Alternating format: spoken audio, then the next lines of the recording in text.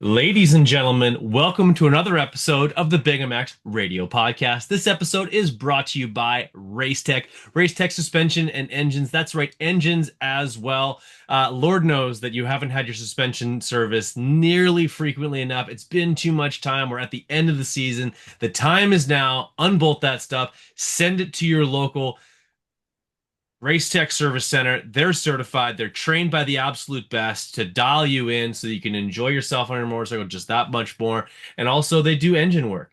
If you want a little extra horsepower, smoother delivery, all that stuff, there's factory teams in the pits that rely on Race Tech to do their engine work, and you should do the same. Check out those guys today, as well as checking out Luxon MX, some of the best triple clamps in the entire sport. Luxon is not only a motocross company, but they're also a mechanical engineer, and that the engineering firm is like motocross asks so little of that company, and that's exactly why they're able to deliver some of the best products available on the aftermarket.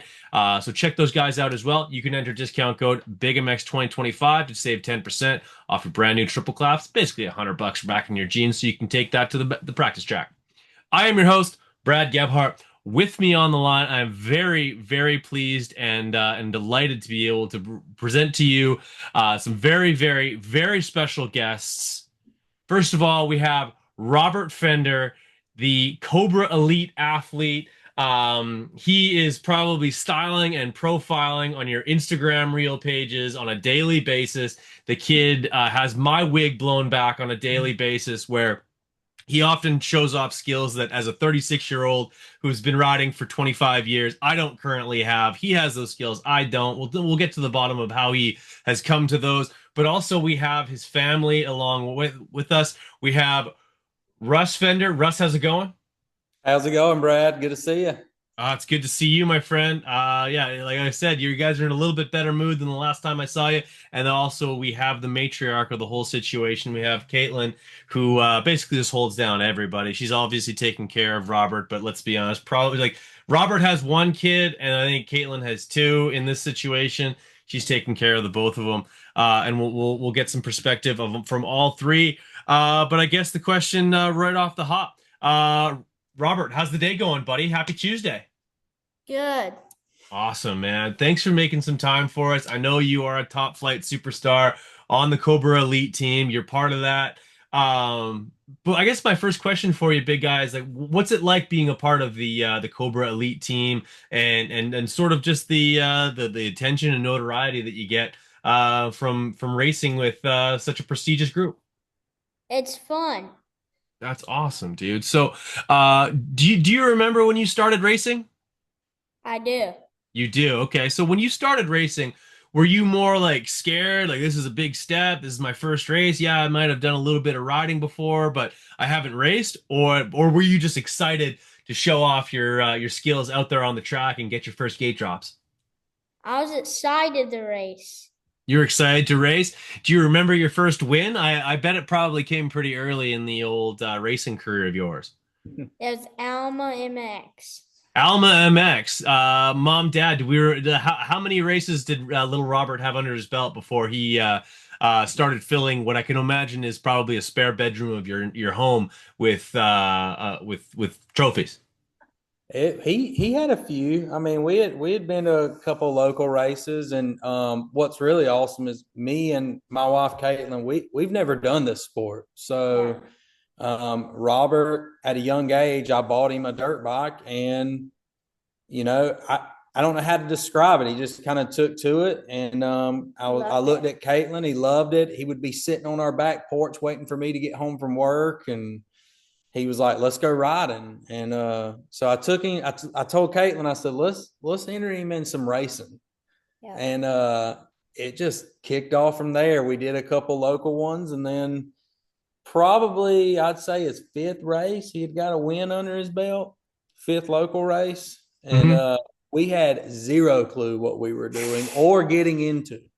That's right. Okay, and we'll get to that a little bit as well. I'd imagine that you're probably just starting to pick that scab. But Robert, how old are you now? 8. He You're eight just years turned old. He just turned 8. Okay, so when I was walking you through the infield of the racetrack, you're probably still at the tender age of 7 years old. Yeah. And how old were you for your first race? 6. Okay, so you've only been doing it's 5 or 6 years old. This is only year number 3. January is year 3. Yep. We This started January will in be year 3. January. Okay, fair enough, fair enough. So, and that's always very important. I know, like, there's when I'm on the podium, I often will get kids won't give me their age; they will give me their AMA age. It's like so, just so there's no miscommunication, no protest to be filed. They'll give me their AMA age. So he's still technically at AMA 7, then, correct? Correct. Correct. Okay, fair enough, fair enough. Cool. Well, so that's a very unorthodox story as to how like a lot of kids get into racing. Like even for me, my dad raced in the 70s, which was about 50 years before Robert was born. And yeah, so like I beg the question as to what was the genesis behind getting that little, I imagine maybe a PW50 back in the day. What was the first bike? Tell me what your first bike was. A senior. No, what did you get in the beginning with training wheels from Walmart? A Walmart Razor. A Walmart Razor. I love it. And then you got a KTM. And they got the KTM Senior. That is Yeah. awesome. Like how, like I guess this may be a question for Dad a little more than Robert, but like when he was first starting to ride the thing, how quickly could you sort of like, okay, he's actually overriding this thing, like he's asking a little more than the little Razor can give. Yeah, so we had training wheels on it, and he started just kind of pegging it out a little bit. And he actually was telling me, he'd be like, "This thing's slow." He kept saying this thing was slow, and I was like, "Dude, I don't know what we need to do." So we did the typical parent thing, I guess, and went to a dealership and was like, "Hey, we're trying to get our kid a bike. What do we need to get?" And that's when actually, it's kind of funny how it played out, but we bought him a KTM e-bike. No, a KTM Senior. No. And then we did an e-bike. E-bike. It was e-bike first. And then he started ripping on it, and Okay. he started hitting a couple jumps. And, you know, people talk about how big the jumps are as they get older, man, but my heart would drop in the yard on these little ramps we had built, and I'd be like, "Oh my God, we have no idea what we're doing." That's right. So, And still with training wheels. yes, we still had training wheels on. Yeah, that's a little risky. And I'm an 88. Russ, we're probably around the same vintage, yes, no? Yeah. Yeah, so we both grew up with those X Games ramps that were probably more dangerous than anything you'll find on a motocross track. Absolutely, for sure. For sure. And Caitlin, what's your athletic background? Like, does the balance come from your side of the family, or what's going on there? I don't know. I'd say we're both pretty competitive and athletic. So Okay. I played basketball and then I played softball, but I traveled and played basketball. And then Interesting. once I got done with school, I met Russ and was done with basketball, but I played basketball, never anything dirt bikes. And my dad actually played for the minor league Los Angeles Dodgers. So Okay. my brother played travel ball. So we come from a family of all other sports other than motocross. Yeah, that's very stick and ball. And Russ, were you just filling the A gap, or what was your thing? No, I played baseball, a lot of travel baseball, played football. I wrestled in high school as well. And yeah, never dirt bikes, but a lot of whatever, I guess what people call school sports. Okay, So, like your scholastic sports. Yeah. yeah. So, but it's very similar, man. The travel baseball, it consumes a lot of your time, so to speak. yeah. So, any sport, I think doing any sport at a high level, you know, it requires a lot of your time. And we saw that Robert loved it. And, you know, I looked at Caitlin, I said, "Look, I don't ever want to look back and go, hey, we didn't try, or we didn't, you know, do our part as a parent and give some, you know, as a parent, you want to give your kids everything." So, And they're the best opportunity for them to be successful or be as good as they're going to be. absolutely. So I just told her, I said, "Let's do some local racing." You know, we had zero clue what we were doing. I didn't even know how to enter a race. We showed up and was like, hey, what do we do? Like, where do we go? Where do we get? I see people with armbands on, and anyway, big learning experience, huge learning experience. It's been a lot of fun. No kidding. And honestly, that really speaks volumes just to how steep of a learning curve that it's been for Robert, and the fact that like with the two of you not having a big like sort of history in the sport, and just like you're literally starting as green as it gets, and smash cut to 3 years later. I'll be honest, every time the gate dropped, if there wasn't some sort of like a snafu in the first corner, Robert's out front. And honestly, out front of a lot of kids that are right around his age, but probably have a little bit more time on dirt bikes, or were like they're brought up within a family that's like kind of they're almost like second or third generation racers, you know what I mean? Like, and that can Yeah. kind of give you a little bit of a leg up, especially at the early ages. Like I guess like Russell, I'll ask you this question, but then I'll kind of throw it to Robert as well. What do you attribute that to? Like because essentially you didn't know, you instantly start to look for people who do. Yeah, I mean, a little bit. I grew up always having like dirt bikes, but Okay. so we are, I guess, country farm, South Georgia people, and Hmm. I got a dirt bike because I couldn't drive to the deer stand. So my dad was like, here's a dirt bike. Go drive yourself to the deer stand. So, Perfect. Yeah. but as far as going and looking, yeah, we had heard about some coaches maybe that could help Robert. All I could tell him is to hold the throttle. Really, I had no clue on form. I mean, really zero clue about it. We had friends that we had met, and we just said, I said, look, Robert respects you, and speak into his life a little bit and teach him a little something. Right. So we glean from a lot of people, and I'm starting to learn that's not a bad thing, man. To learn a lot from a lot of people. Certainly, and it sounds like, and I've seen, like, if I'm not mistaken, you guys have worked with Michael Alessi in the past, and a number of really knowledgeable individuals. Robert, I know that you have had spent a lot of time working with a guy like Gavin Graysick, someone who is not only a great mentor, but was a great professional in his own right, a great amateur. He went through that whole process. What's it like working with Gavin? And yeah, like he's helping you soar with the Eagles right now.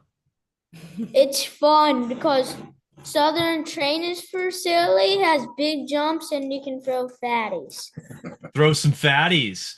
Robert, I'm not gonna lie to you. I think that at the tender age of 8 years old, you're able to whip a motorcycle more than I can at 36. And that hurts my heart to say, but I'm happy for you to be able to say that. What's your favorite track to train at? Like, is there a specific track at the facility, or just all the tracks there? All the tracks there. That's pretty awesome, dude. And What about the turn track? Is it any fun? No. no, turn track, like you turn for dough, you jump for show. Like I'll ask you this one, Robert. If it was an Instagram video, what would get more likes, the turn track or the jumps? The jumps. The jump. Clearly, he knows. He knows. He's not he's 8 years old. He already understands the algorithm. That is awesome. And so, Mom, like, are you like what's your role within the training schedule and race day? Obviously, like moto moms, or maybe like maybe the most undervalued people within the industry, or within the community, because they play such an integral role in prepping these young athletes to defy gravity at every turn. So what's your role within all this? I go to training with him every day. I hold him to the fire, I think, a little bit when you say I make him be Good. accountable for his actions, or hey, you're not giving me 100%. But for Robert normally, I'm gonna say very few bad days and a lot of really good days. Okay. Count on my hands probably the amount of bad days we have compared to the amount of good days. But as far as race day, it's also encouraging. Hey, you've got this. If this is what God wants you to do, if this is the will of God for your life, you're going to be great at it. And if not, it'll be something else. But I think speaking life into him, even on bad days, even when it's so frustrating, even for yourself, like we live 2.5 hours away from the track. We load up every morning. He sleeps on the way there. I drive, and we come back home every night.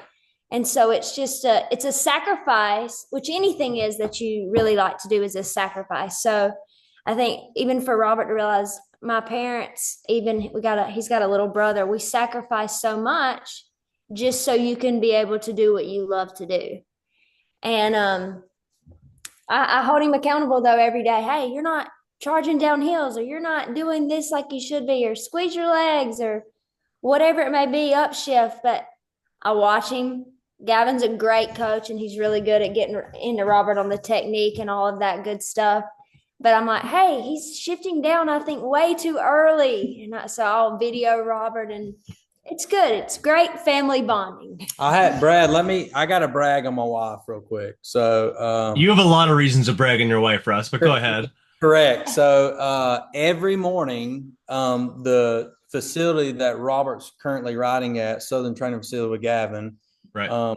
SOAR. Anyways, they leave out at 6 a.m., sometimes 5:30 in the morning. Me and Caitlin stay up. We pack the Moto van. And I just want to, because it's a lot. It's a lot on a mom to leave the other child behind, so to speak. But you make it work. And when she comes home from training with Robert, she comes in and she's just as happy to be with Hudson and ride on it. And I'm like, dude, where did this parent come from? Like, seriously, what in the world? Like, that's a work ethic that's pretty rare these days, I think, right?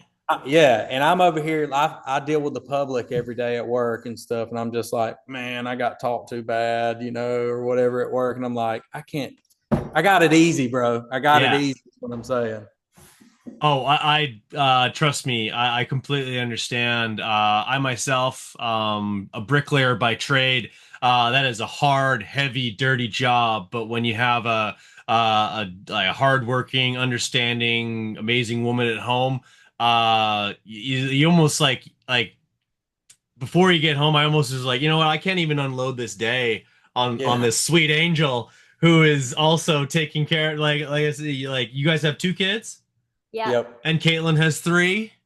Yeah, basically. Yeah, basically, yeah. So it all comes out in the wash, and it sounds like you guys are better for it. So Robert, working with Gavin and him being able to encourage you throughout the day, and I mean, the two of you can chime in on this as well. On your best days, those are easy to get motivated for, and when everything seems to be clicking, how do you sort of motivate yourself, or how do you get through the days where you're spending a lot of time on the turn track, or you're buckling down on working on some certain things? Are those days tough to get through when you might not be feeling it, or maybe you're working on things that don't get as many likes on Instagram? Yes, sir. Yes, sir. Well, and it's not easy, and I think that's also probably been a learning curve for you as well, Caitlin. Sort of understanding like when to push and when to say like, hey, today was it was an 8 out of 10, but we'll take our 8 and come back tomorrow and see if we can get a 10. And that's not easy. Yeah, it's easy to go home and say we're going to leave it at this track, because it affects, especially because like I said, there's so much sacrifice. It's so much not to go home and be like, today was not our day. And just be it. But a lot of times, even for myself, I'm like, don't kill the dead horse. It's already dead. Today was a bad day. Let's just leave it, and tomorrow's a new day. Yeah. So for me, it's how do I encourage Robert, even when I'm looking at him and goes, that sucked.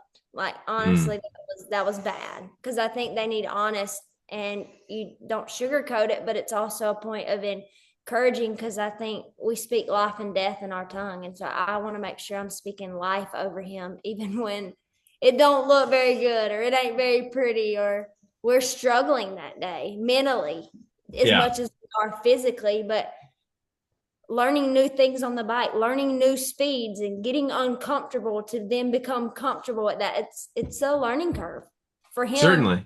Yeah. Sure. No, yeah, Robert's speed, it's almost like everything has to become a new normal. Like, okay, we get to a certain level, now we have to get uncomfortable again until we're comfortable. And then guess what? Got to get uncomfortable again. True. Because it's a long journey. 8 years old. I don't know when the word is going to come out, but it will become official as of next year. You have to be 18 years old to turn pro in professional motocross.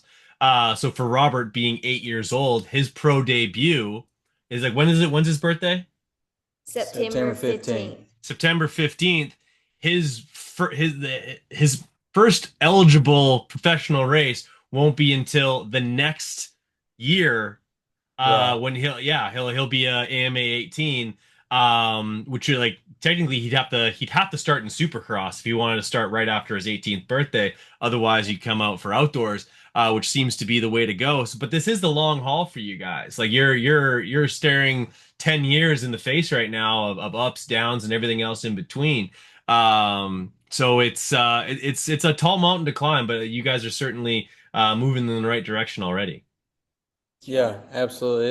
It's a fun mountain though, man. I will say this, I've never been in a sport, or it's a very addicting sport is all I've got to say. Yes, sir. But it's worth it, because watching your child do something at a high level and enjoy doing it, you want to put the time and effort into it. You want to you want to go all out for it. And it's a long road, and guess what? We wouldn't need training if we were perfect. So Fair enough. the training days for sure can be rough sometimes, but they also can be really great. That's right. Absolutely, they can. At least at the end of the day, you can put on some moody merch and be looking good, styling, profiling, and at least we'd be looking good at the end of the day, right, bud? Yes, sir. So I gotta ask, I know like you're one of the few athletes that gets to roll to the line with the last name embossed on the back of your jerseys. Thor has really like pulled you into the family. Who gets the final say on what cool gear you get to wear on race day? Are you picking out your gear? Is mom picking out your gear? Or our friends over at Thor MX telling Robert what to wear and when? Yes, sir. Who's And Thor MX. Thor MX, you look pretty good in that stuff. I'm not gonna lie. It's pretty easy to take good pictures of a guy's looking that good. you That's like it. Evan just a little bit? I like having a bunch. There you go. There you go. I love it. What was your favorite kit at Loretta's this year? Did you have a favorite gear? That blue stuff? Blue or the black one? The blue. The blue looked good. The blue, like the cyan blue, and it's easy to pick out. And it's the Alpine Star helmet to go with it, correct? That's right. Christian hooks us up big time, don't he? Yeah. That's awesome. I might need some contact information from you guys on that. But hey, and that's another thing that we need to talk about is support in a sport where motocross is a cheap motorsport, but it's all relative. It's it is still a very expensive sport to compete at a high level. And yeah, and like unlike travel baseball, like there's not a lot of baseball athletes who are calling Merzacci or Rawlings and getting a deal on pads or a glove or whichever. Um, who sort of helped you guys sort of wrap your heads around like approaching companies for sponsorship, the time period at which to do so? Not easy whatsoever.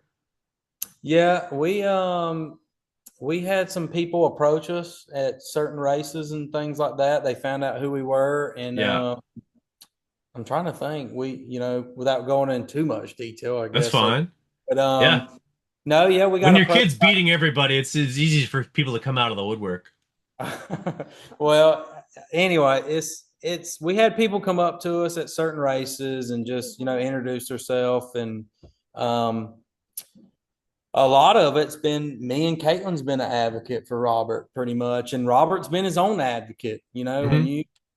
I always say results bring sponsorships and help, and but yes, even with we are a blessed family, I would say, and this sport's still very expensive, and you need the support. I mean, Mhm. it's and I think Robert at a young age realizes that, and he knows what he's got to do in order to get some of those things. Yeah. Uh, Certainly. But yeah, the support definitely it for sure. We can't ask for a better team with Thor and Alpine Star with Christian, And Evan at Oakley. Thor, Oakley with Aaron Aaron Kane, and Kane, yeah. and Moody. Cobra. Moody's been a big support with us, and Cobra with Tyson doing his motors, and Clay Elliott. Everybody's just they pour into these kids, and we're just thankful, man. We're really we just have a thankful heart, and we just want people to get behind Robert and go, and let's do it as a team. It takes a entourage. Yeah, is what it takes. So yeah, it takes an entourage, it takes a village, and yeah, I'm blessed to hear that you guys have been sort of taken under the wing of the industry and embraced. And honestly, I think that's two things. I think that's an industry recognizing the talent and seeing that there's potential for a lot of good success going forward. And I've always known motocross to be a sport where the individuals within the sport are a great judge of character.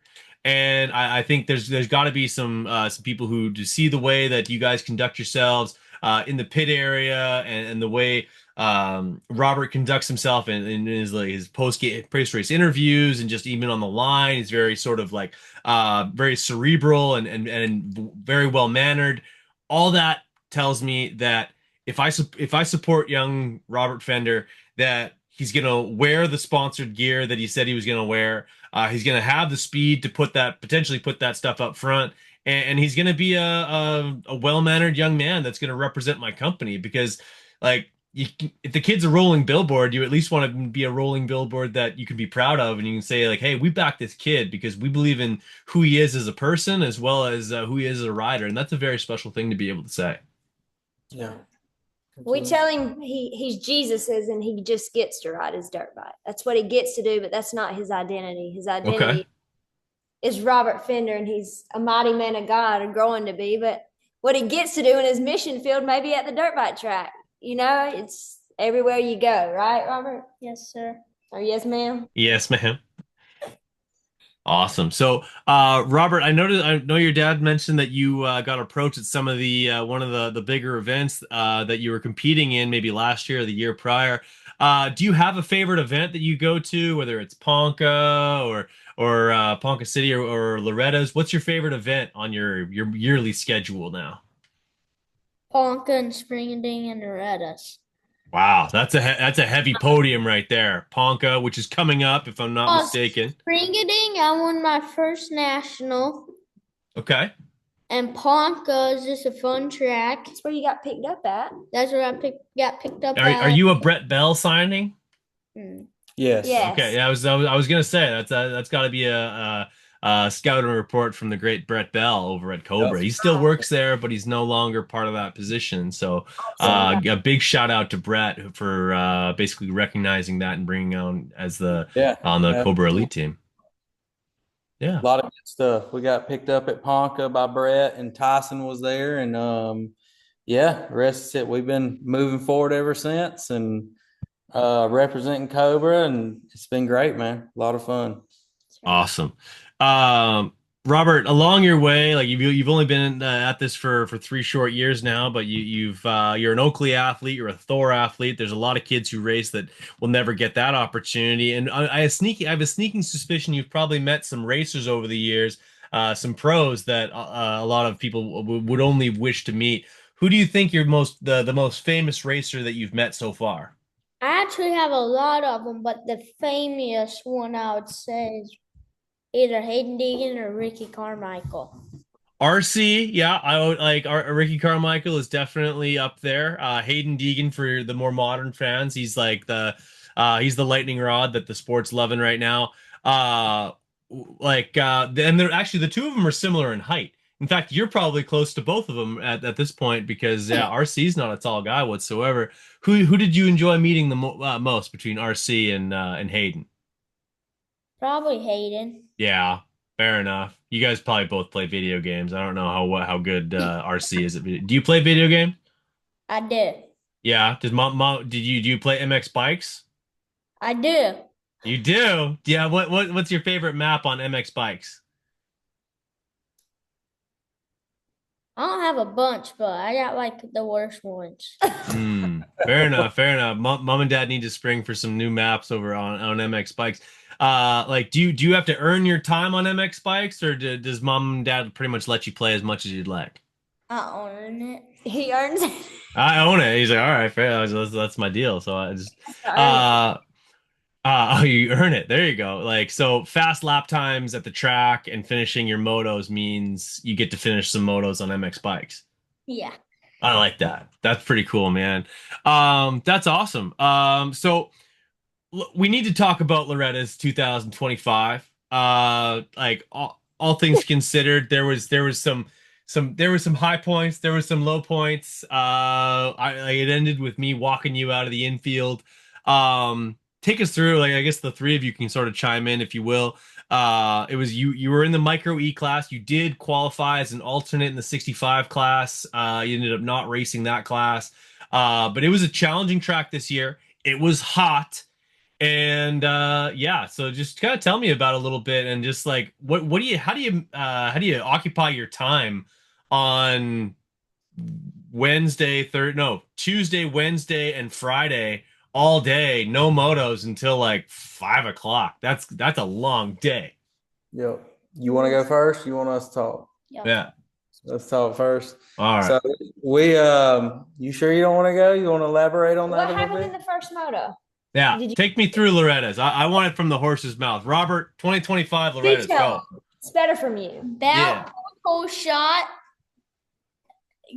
I was in second coming out of the gate, railed the next turn on the outside and passed first place, and then it put me in first. Yeah. What about the second moto The second moto, before it got red flag? before it got red flag, I don't remember. Were you in Lying. first? I was in first, and then they red flagged it. We went back, got undressed. Oh, that's right. That was the one where it got red flagged, and then they ran the P-Dub class, and it was dark by the time. Gosh. Dude. He won the first moto and then had a great ride. Second. I thought he looked great on the bike. He never looked frantic. He looked calm, cool, and collected, and looked very It's amazing controlled. how patient he is throughout a race. Like I said, very cerebral, very cerebral. He is, and he knows. Like he's just, I would say, even during training, he knows when to hold them and when to fold them. I mean, he's very patient when it comes to, I need to push here, or I can actually lay back and just ride my race here. Okay, and that's important to know. That's some maturity at a very young age. And then that third moto, hey, they're electric dirt bikes. Sometimes they don't make it around. Like I didn't catch where the bike stopped, but I unfortunately have a video of like where it all came unraveled. Take me through the frustration of the e-bike coming to a rolling stop. So when I landed, it stopped. I'm just glad it wasn't off the face. Yeah. So when it stopped, I got so mad. Through the goggles. Sorry, Aaron. Yeah. Sorry. And then I went and got them, or one of the workers got them. Yeah. And they got it to work, and then when I sat on it to go, it didn't go. Yeah. And it's done. And it was fine. But actually, before that moto, the second moto restart. Tell them what happened. Restart. So I came out of the gate, bike stopped, and I fell, and I came from 42 or dead last, the fifth, and I got fifth that moto. I about passed for fourth and third. But it was checkered flag on the last turn when I called them. In the last moto, it just gave out on. So we got a new battery in between Moto 2 restart and Moto 3. Okay. And the bike actually shut off out of the gate, and then you think he just falls? I could tell something. I was texting Caitlin. I was like, I think something happened. Like he don't just fall like that out of it. Like something happened. like all his momentum, he came out of the gate, and then all his momentum was coming forward, and the bikes, shut off, and then he just tipped over. All his momentum was still coming forward out of the gate, and so yeah. But he rode his butt off, man, from 40th to 5th. He pushed through. He made a bunch of passes, did it quick, and the last moto, yeah, it tanked on us, but It's okay. it makes us stronger as people, right? Gives us Oh, something. totally. I'll be honest, dude. Like I was right there. I was trying to get some photos of you, and I saw the whole thing, and I was like, oh, like he's out there by himself. Like parents cannot go past the gate, and I'm like, I'm the only one he's got out here that knows where to take him or where he needs to go. And I knew he wasn't hurt, maybe some hurt feelings. And yeah, like I just kept telling Robert, I'm like, yeah, you asked a little too much of the bike, and yeah, it is what she is. And I honestly, like, it's funny because you think of them as like even the 50 kids, you see them as athletes. And then as soon as like we saw you at the impound there, and you go and pick up your son, I'm like, oh yeah, he's also a 7-year-old. Like Yeah. like that's you know what I mean? That's a kid, and it's a when you build up a moment like third moto at Loretta's in your mind and in your heart, and it ends up that way. That's to a 7-year-old, that's about as disappointed as you can possibly be. And so I felt for you in that moment, dude, but you handled it well. And yeah, it sounds like you're all systems go for Ponca, which I think, is that not like a weekend or two from now? 2. Yep. Yeah. Not this weekend, but next. Okay. After Canadian Thanksgiving. Yeah, that's Yeah. right. Yeah, because we Canadian Thanksgiving in Canada is this weekend. Okay, that's Yeah. all. Well, because for us, we have our harvest earlier because we did American Thanksgiving, there's 2 feet of snow on the ground up here. So Yeah. Yeah. I'm gonna leave that to y'all. I'm gonna let y'all. 100%. Yeah. Yeah. So are you guys gonna do mini-O's then for Thanksgiving? Is that now the family tradition? It is for sure. We cook and have turkey, and Caitlin goes all out on some meals, and the whole family. It's actually cool. We're a very family oriented, group, and His great grandparents come, my I parents, love it. my shows brother and up. sister-in-law, and we even feed some of your sponsors, don't we, normally? We try to, at least, if they let us. That's awesome. Yeah. I love that. That's honestly one of my favorite events throughout the calendar. It's one where it does bring, like, motocross can be one of those like a sport where it actually takes you away from your family. Yeah, like you get the immediate family, that core nuclear family might become as close knit as possible, but you might not see those uncles and aunts that get together on the holidays where motocross seems to sort of also interject. But for you guys, you've capitalized on that and made that part of the Fender family tradition. I think that's really special. It is. Yeah, it's a lot of fun, man. I can't, it's got its highs and lows, man. But when you throw a holiday, so to speak, in there, man, it brings everybody together, and we get to watch little man do what he loves to do. So big And time. football. And football. And football, absolutely. We keep up with that as well. Fair enough. Fair enough. Are we Falcons fans? We gotta be, man. Gotta be fit. All right, fair enough. Gotta be They won the other day. represent the Bulldogs, state, Falcons. We Yeah, do yeah, like go us- Dogs. We like us some Jaguars a little bit. Hey, after last night, everyone's a Jaguars fan. I know, that's right. Yeah, Jacksonville's right there. That is awesome. So, like, I know you guys have been working with Gavin Graysick for some time. How did that come about? How did you end up starting to work with him? And just sort of tell me a little bit about what SOAR brings to the program, and just the consistency and the high level that Gavin's able to produce. You want me to go, or you? You can So basically, Gavin, when we started really going to nationals, and Robert, it was his junior year, the Micro 2 year. Robert had zero training. I looked at Caitlin. I said, "Look, we're going to go do these nationals." I said, "Robert's winning all his local races now. Let's just go. Let's go see where we stand." So we did Daytona. He got second in the junior class. That's with, like, we ain't riding during the week. We're not We're in school. We're in school every day. We're racing. Oh, that pissed off some parents who's not in school though. Oh, you have no idea, dude. It was a roller coaster is all I got to say with some parents. But oh yeah. So then he got second. We leave there. We go to Springading. He got top 10 while we were there. He got seventh. I but got he sixth. six, seven. I don't know. It still was. Mom over here was like, we need to be top 2, bud. Like we got to. I like take Jenny. I like how Jenny and them are with Ricky. Big Rick and Jenny. They're like, you may not win them all, but we're gonna get 2 or first or second. Yeah, absolutely.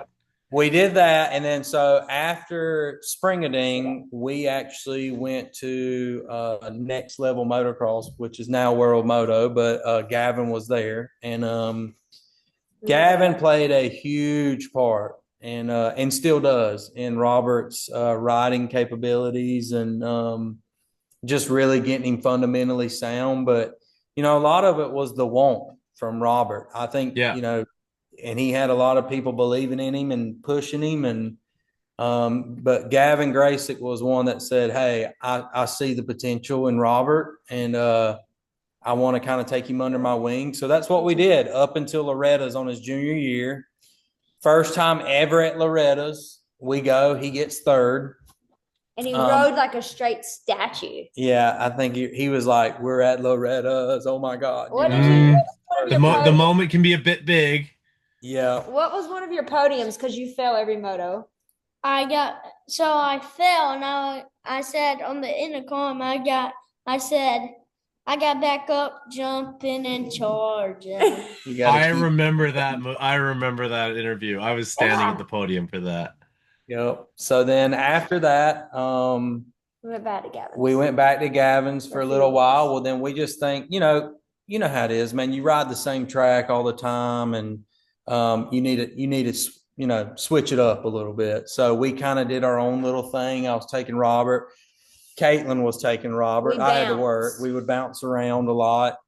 We'd load the moto van up. He would be like, where are we going tomorrow? I'm like, I don't know. You'll show up in the morning and we'll know where we're going. So we actually trained with the Canadian group a little bit during the winter that had some kids, and it was a different track, and Robert got to train and do that. We just kind of it was whatever that day. Wasn't raining or wasn't super soupy out there, and we would show up and ride. And then we'd come home, and then we started back with Gavin this year after Loretta's. Yep. So his LLC or program, so to speak, is called School of Advanced Racing. So we have always kept in touch with Gavin. We've been to some awesome trainers too, but don't worry about it, Rob. School of Advanced Racing, and it's a good hair day anyway, bud. You're fine. Yeah. At least he's clean. I mean, we're clean. Yeah, it's like I assume he probably had a bath not long ago. That's right. We weren't clean earlier, were we, bud? What do you think, Robert? What do you think about training with Gavin? What's the greatest thing Gavin teaches you on a daily basis? What's one thing he stays on you about? Power with the clutch. Okay. We're learning 65 game right now. Yeah. Gotta learn how to wind that thing up. Mm-hmm. It's been a whole new. It's okay. And that's been good. Gavin's been under his belt, and we've been getting after it, man. Robert works really hard. So that is awesome. And on top of that, I'm sure, Robert, you're also a strong student in school. Homeschooling, I'd imagine, correct? Yes, sir. Okay. They're tutoring once a week. Okay. That's probably his least favorite thing. Do you like the corner track, or do you like tutoring? Corner track. Corner tracks. Wow. That is high praise for the tutoring. Which is to be expected at 7. At 7 years old, I probably couldn't spell cat, even if you spotted me the C and the T. But that's okay. It still turned out all right. But great on all three of you for tackling this. And is there going to be a second kid coming along the way to be riding and training and all that fun stuff? Like, or is he going to be getting hand-me-down bikes, or are we just going brand new? Look, we can't give him. He might get a little bit of hand-me-down stuff, but If he wants to do it, I'm sure he'll get brand new. he sure don't mind telling Robert he can beat him. I can tell you that much. Yeah. Hey, So Hudson, He knows what to tell Robert to do too. If he tells Robert's Robert you struggling, got to charge more, and he rides when he wants to. He does. okay. He likes to go ride with Robert on the bike every now and then, but Robert definitely and if Hudson doesn't want to do it, oh, fine. We'll find something he does want to do. Right now he's at a football game with my parents. So Okay. it's just kind of letting him decide what he wants to do. We didn't pressure Robert to do this, and I don't want the little one to feel like he's pressured to do it just because brother does it. Okay. Okay. Yeah, and there can be some pressure there if your brother's that successful at it. On one hand, you're excited because you're like, hey, I could do that too. Also, you might be a little bit shy of it because you're like, oh, there's pressure to be just as good as my brother, who's if not the best in the country, damn near. But hey, Robert, like you got to stay on the gas, man, because I know of a younger brother who might be outshining his older brother right now at the pro ranks. I don't know, you might be familiar with You think he's talking about Me. No, and the pros. Who do you think he's talking about? The older brother doesn't win as much as the younger brother. Oh, Jet and Hunter. Oh, okay, yeah, you're on the ball, brother. You know that, Hunter's like 4 or 5 years older than Jet, and yeah, Jet's been feeding him his lunch for the last 3 years in the 250 or 450 class. So, yeah, you gotta keep on your toes, man, because Hudson's gonna be coming. All right, he's like, don't you worry. He's like, I'll be worried about me. You don't worry about me. yeah, that's right. I like it. Last question I have for you guys, Robert. You seem like a really intelligent young man, a cerebral racer. What do you have advice for young racers, even maybe perhaps your younger brother? Who do you? What kind of advice do you have for other young racers that want to do what you do on a dirt bike? Be smoother with the clutch and have fun. Boom. There it is. He just dropped the truth bombs on us. Robert Fender here on the BigMx Radio podcast. The first interview of many, I'd imagine. Like I said, I got to do this for another 10 years before we talk about your pro debut. But this has been an absolute pleasure. And Caitlin and Russ, I appreciate your time as well. This has been enlightening and a lot of fun.